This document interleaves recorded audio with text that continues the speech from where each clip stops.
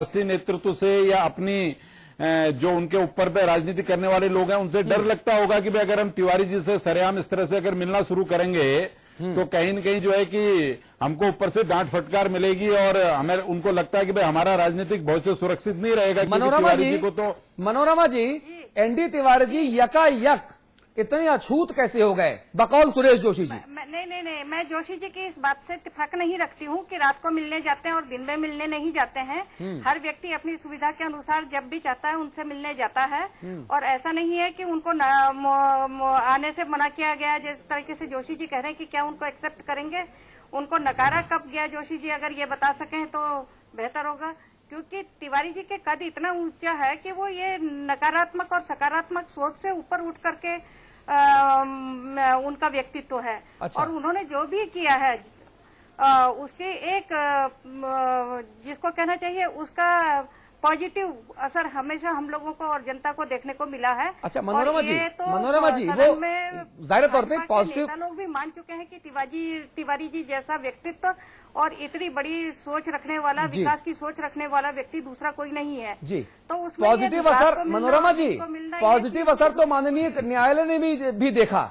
महत्वपूर्ण यहाँ पर यह है कि जब अदालत के फैसले में रोहित शेखर वाली बात साबित हो जाने के बाद क्या इस देश में, इस प्रदेश में कोई भी सार्वजनिक जीवन जीने वाले व्यक्ति को इतनी सारी बातें साबित होने के बाद जनता स्वीकारेगी? ये एक बहुत बड़ा सवाल है जिसका जवाब अभी तक कांग्रेस के किसी भी नेता ने नहीं दिया।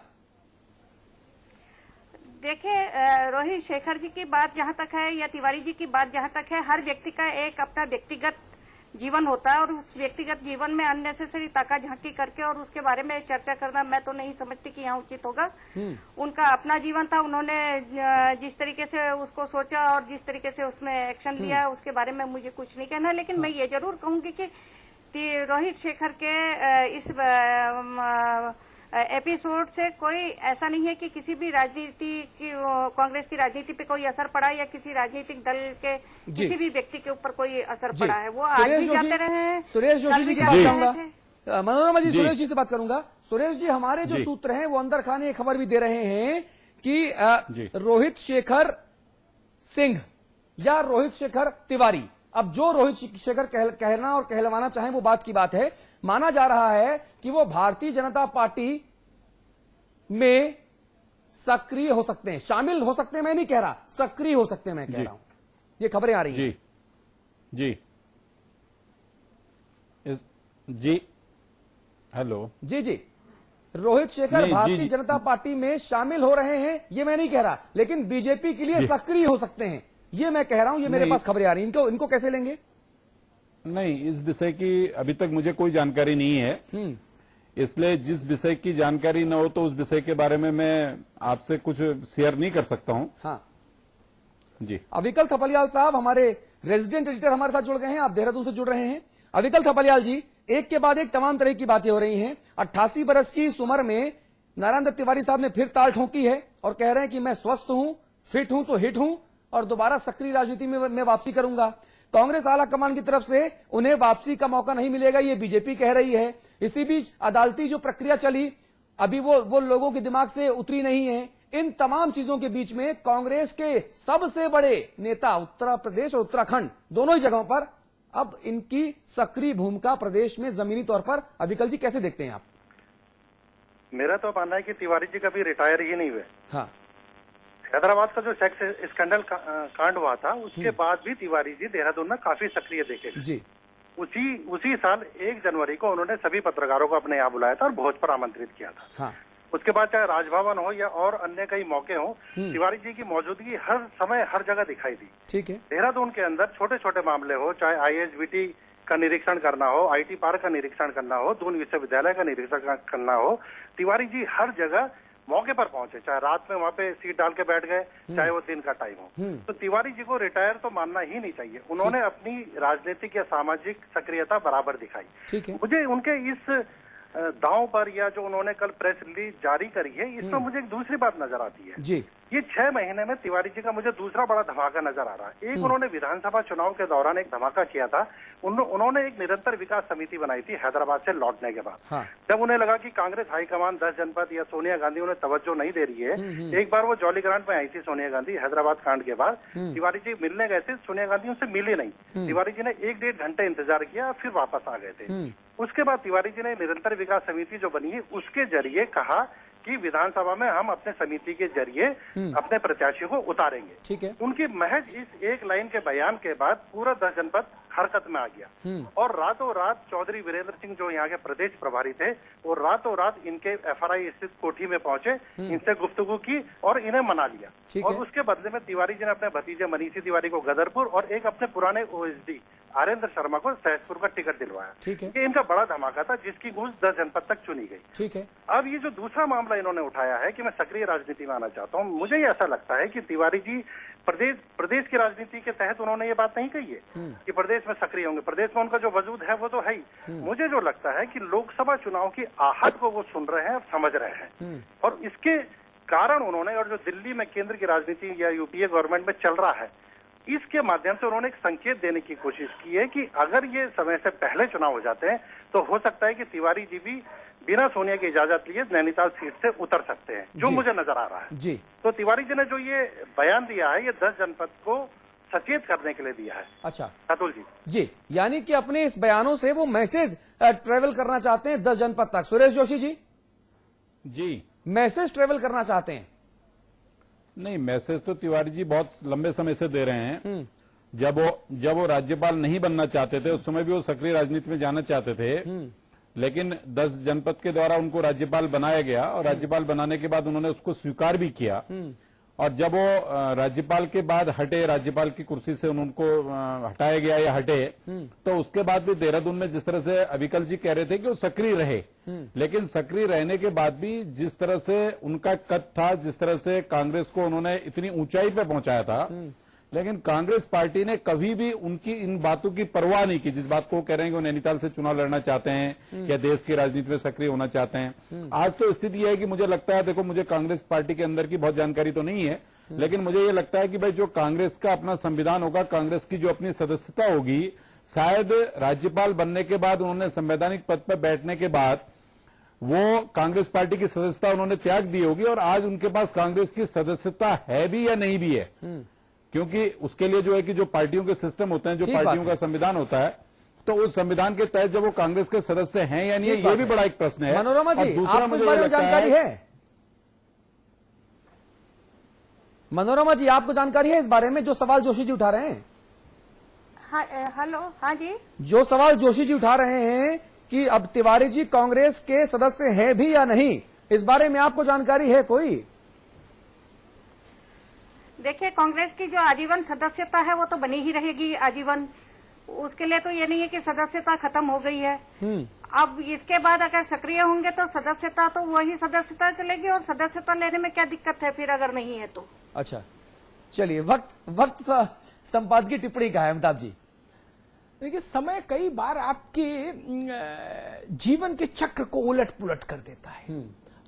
दोनों को याद होगा, मनोरमा जी को भी और सुरेश जोशी को भी, अगर बलराज पासी से नारायण दत्त तिवारी हारे नहीं होते तो हो सकता है वह इस देश के प्रधानमंत्री रह लिए होते। लेकिन उस एक पराजय ने तिवारी जी के जीवन चक्र को पलट कर रख दिया। अब फिर तिवारी जी में साहस जागा है। अविकल ठीक कह रहे हैं, वो देख रहे हैं कि जिस ढंग से कांग्रेस की जो लीडरशिप है, जो चेहरा है, राहुल गांधी इमर्ज नहीं हो पा रहे अभी पूरी तरह से। मनमोहन सिंह जी का चेहरा आरोप प्रत्यारोपों में बहुत विचित्रताओं में घिरा है, व्यक्तिगत ईमानदारी के बावजूद तमाम तरह के संकट। तो तिवारी जी भी अगर अपना एक दांव चल दे तो इसमें क्या बुराई भाई। राजनीति करने वाला व्यक्ति कभी सन्यासी नहीं हो सकता, वो तो जीवन भर जब तक आंख खुली रहेगी राजनीति करेगा जी। तो अगर ऐसे में तिवारी जी भी ये इच्छा रखते हैं तो मैं कहूंगा उनकी इच्छा का इस नाते सम्मान जरूर होना चाहिए कि इस देश के बहुत सारे अच्छे फैसले तिवारी जी के द्वारा लिए गए विभिन्न पदों पर रहते हुए, और जिस शहर में हम लोग बैठे हैं नोएडा में, वह भी तिवारी जी के विजन का ही परिणाम था। तो इसलिए कम से कम उनकी उतनी लंबी पारी आजादी की लड़ाई से लेकर और आज तक की, तो इतना तो वो डिजर्व करते हैं कि अगर वो चाहते हैं कि सक्रिय राजनीति में आए, तो अब उनकी गूंज कहां तक जाएगी, धमक कहां तक जाएगी, ये उनके मुस्तकबिल पर निर्भर करेगा। लेकिन उस बात का स्वागत होना चाहिए। अगर नरेंद्र तिवारी सक्रिय राजनीति में आना चाहते हैं तो उसका स्वागत होना चाहिए। जी, इसका स्वागत जरूर होना चाहिए। और 88 बरस की इस उम्र में इतना बड़ा साहस दिखाने के लिए भी बहुत बड़ा कलेजा चाहिए। इसके लिए तिवारी जी की सराहना। लेकिन जैसा अमिताभ जी ने कहा कि उसकी जो गूंज है, जो उसका ग्रेटिट्यूड है, वो कहां तक जाएगा, लोग उनको कितना पसंद करेंगे वोट के हिसाब से, और कांग्रेस आला कमान क्या फैसला लेगा, ये सब कुछ अभी भविष्य के गर्त में सुरक्षित है। आप सभी का बहुत शुक्रिया। नमस्कार।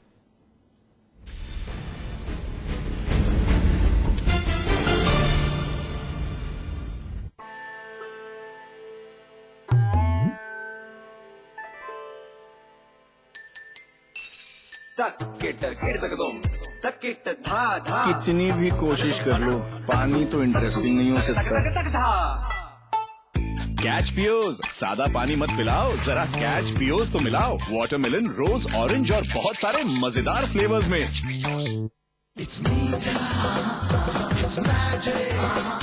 मीठा magic from pass pass. It's मीठा, इट्स मैजिक। ये कहानी है एक अजीबोगरीब फैमिली की, जिसके फादर थे बड़े ही डैडी, इसलिए उनकी वाइफ रूपाली रहती बड़ी सैडली। फिर एक दिन उनकी जिंदगी में आया नया रिफ्रेशिंग मिनी गम्स। इंटरेस्टिंगली उनकी वाइफ रूपाली टोटली 3 बच्चों को दुनिया में लाके कटली। मैडम कटली आगे जाके तीनों ब्रदरली खानदान का नाम रोशन करते रहे। कैसे? बस पूरा लेते रहे चिंगल्स। Refreshing mini gums. ये क्या? मीडिया का एक महारथी जो बखूबी समझता है सत्ता के मोहरों की हर चाल,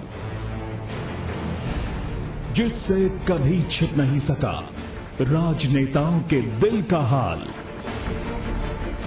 जो जानता है हर सच को सामने लाना, जिसे जनता ने भी अपना प्रवक्ता माना। देखिए अमिताभ अग्निहोत्री को सिर्फ समाचार प्लस पर। खबर वही जो हमने कही। स्वाद बड़ी चीज है, स्वाद से बढ़कर कुछ नहीं।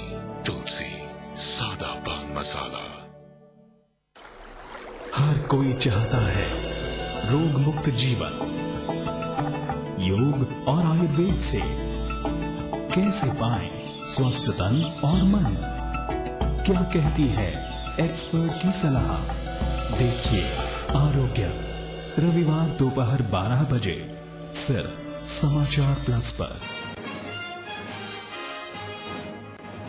फिर बाल बाल बचे मुख्यमंत्री विजय बहुगुणा। घनसाली से लौटते हुए बिजली के तारों से टकराया हेलीकॉप्टर, करानी पड़ी इमरजेंसी लैंडिंग।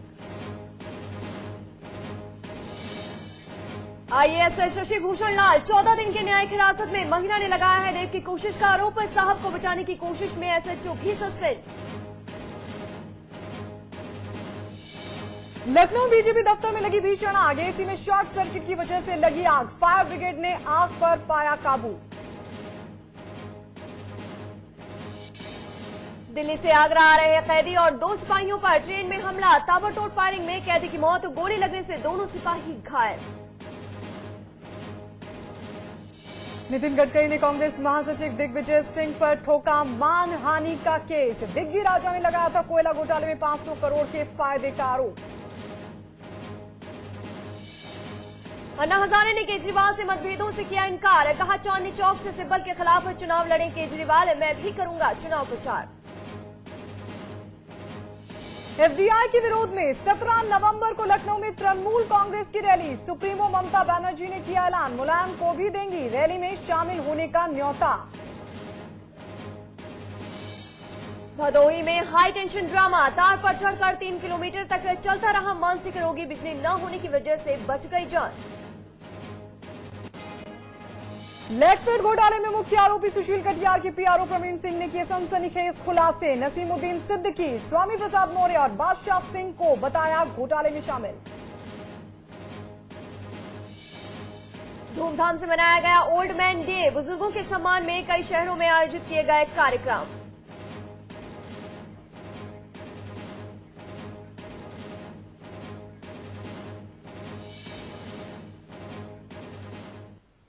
समाचार फटाफट में आपका स्वागत है और मैं हूं आपके साथ गायत्री शर्मा और मैं हूं रीना खान। शुरुआत करेंगे इस वक्त की बड़ी खबर के साथ जो रुड़की से आ रही है। जी हां, रुड़की में हुआ है सड़क हादसा। बस ने मारी है घोड़ा बग्गी को टक्कर और इस हादसे में 2 बच्चों की मौत की खबर है, जबकि 12 से ज्यादा लोग घायल बताए